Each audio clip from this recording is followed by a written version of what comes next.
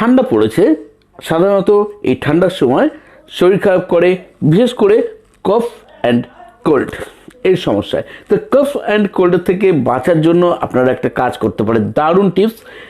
2টো করে মাঝারি সাইজ পান পাতা নিন, যে কোনো পান, ঝাল বা মিষ্টি, তাতে দিয়ে দিন 8 থেকে 10টা তুলসী পাতা, ভালো করে ধুয়ে পরিষ্কার করে, 2টো কালো গোলমরিচ আর একটা ছোট সাইজের পেঁয়াজ নিয়ে সেটিকে একসঙ্গে নিয়ে চিবিয়ে খেতে শুরু করুন। দিনে মাত্র 3 থেকে 4 বার করুন, পরপর 2 দিন করে দেখুন, 2টো দিন করে দেখুন, দুর্দান্তভাবে কফ অ্যান্ড কোল্ড থেকে রেহাই পাবেন।